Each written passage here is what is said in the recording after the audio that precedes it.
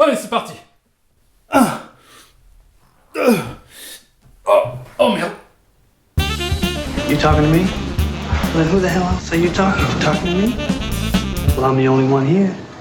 Avec Creed 2, cette saga de Rocky devient la saga cinématographique la plus vieille et celle qui a la plus grande longévité de toute l'histoire du cinéma. Plus de 40 ans quand même, presque autant que Star Wars. D'ailleurs, les deux sagas affichent 8 films au compteur.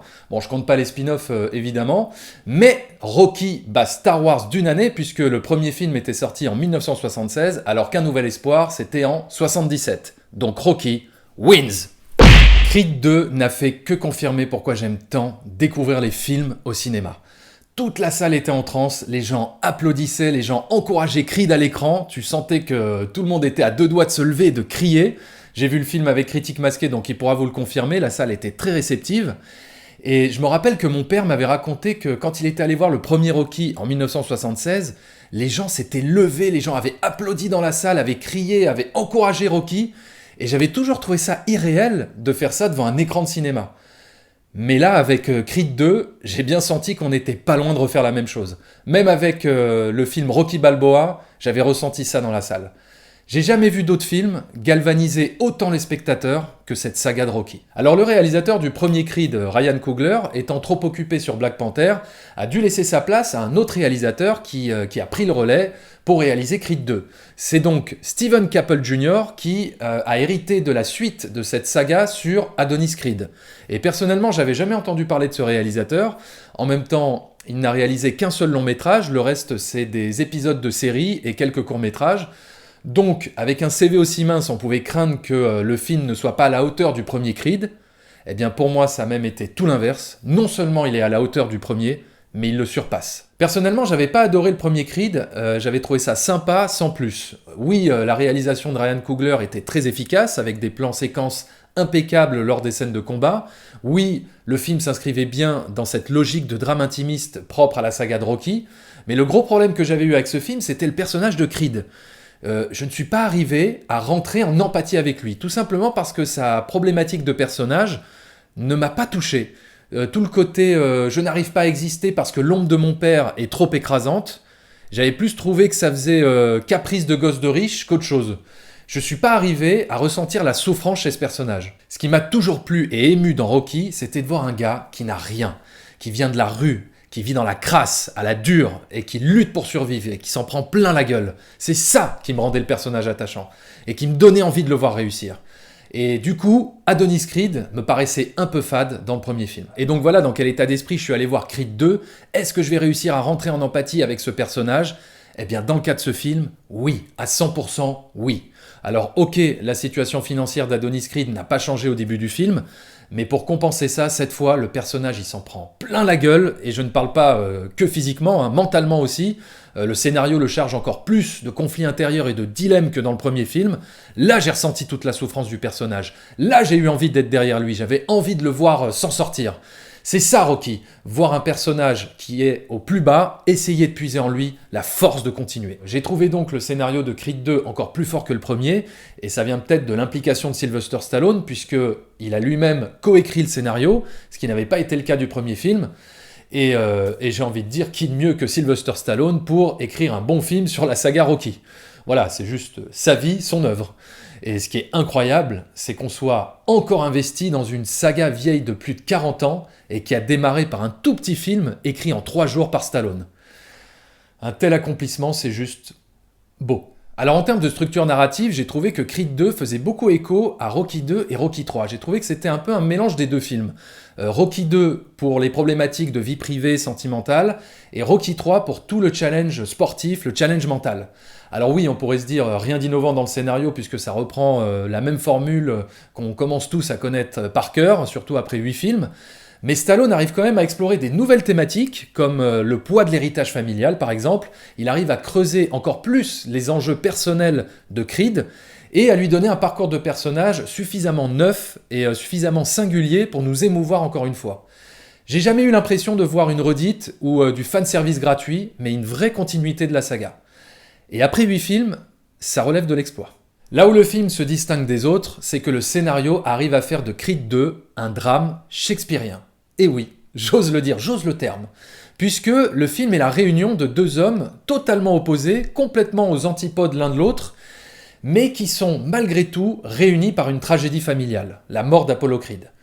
Donc tout de suite, il y a un enjeu très fort et très personnel entre ces deux personnages et leurs familles respectives. Adonis Creed voulant venger la mort de son père, et Ivan Drago utilisant son fils comme instrument de sa vengeance pour réparer sa défaite face à Rocky dans les années 80. Et en prenant un antagoniste aussi mythique que Drago, le film accentue encore plus les enjeux puisque tout le monde arrive avec un lourd passif, tout le monde est bien chargé en émotions, et la vraie question que pose le film n'est pas qui aura le plus de muscles pour affronter l'autre et pour remporter la victoire, mais bien qui aura la meilleure raison de se battre. C'est un film qui à la fois oppose physiquement deux personnages, mais également qui les oppose psychologiquement. Lequel trouvera la meilleure motivation pour gagner ? C'est un combat contre soi-même aussi bien qu'un combat contre un adversaire.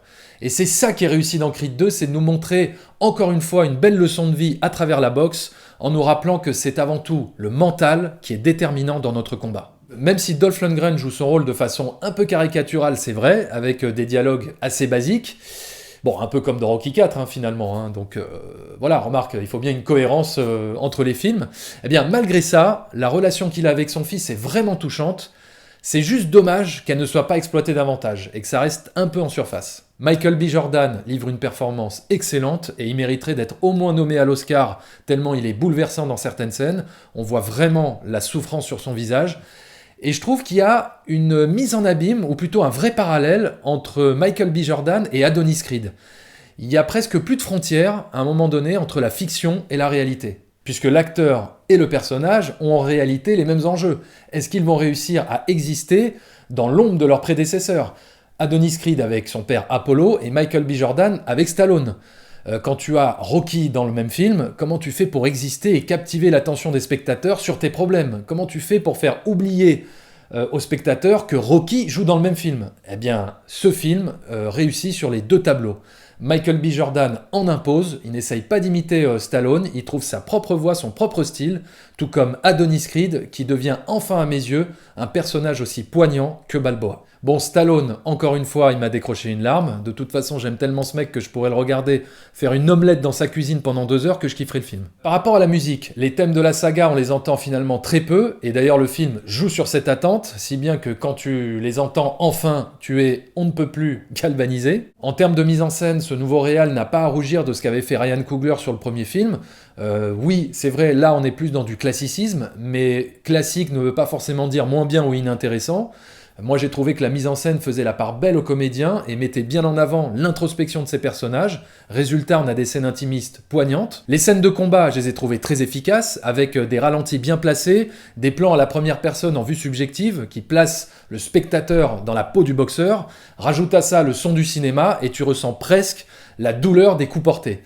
Et franchement, c'était tellement viscéral par moments que derrière nous, derrière Critique Masqué et moi, il y avait même une femme qui poussait des cris pendant les combats. C'est très étrange parce qu'on a l'illusion que ce qui se passe à l'écran est vraiment en train de se dérouler quelque part en direct live, vu que le public réagit autant. Et quand cette magie arrive, ça décuple pour moi la puissance du film. Et avec Creed 2, cette magie est arrivée. Alors ok, vous allez me dire, oui mais tu vois, tu t'es fait avoir par l'enthousiasme de la salle, ça a dû jouer sur ton appréciation du film. Non, parce que j'ai vu le film Mamma Mia en salle et je peux te dire que tout le monde était très enthousiaste, toute la salle chantait les chansons, tout le monde était très galvanisé et pour moi ça a été un vrai calvaire et j'avais qu'une envie, me barrer très vite. Voilà. Et d'ailleurs je crois que c'est ce que j'ai fait, je sais plus. Pour moi, Creed 2 fait facilement partie du top 5 des meilleurs films de la saga. Bon, j'ai besoin de le revoir une deuxième fois pour savoir où je le place exactement. Et tiens, d'ailleurs, je vais tout de suite vous donner mon classement des meilleurs films de toute cette saga, comme ça, ce sera fait. Voilà, donc le classement des meilleurs films de la saga Rocky. C'est parti donc du meilleur au moins bon, enfin, selon mes préférences. Donc, c'est Rocky, Rocky Balboa, Rocky 2, Rocky 3, Creed 2, Rocky 4...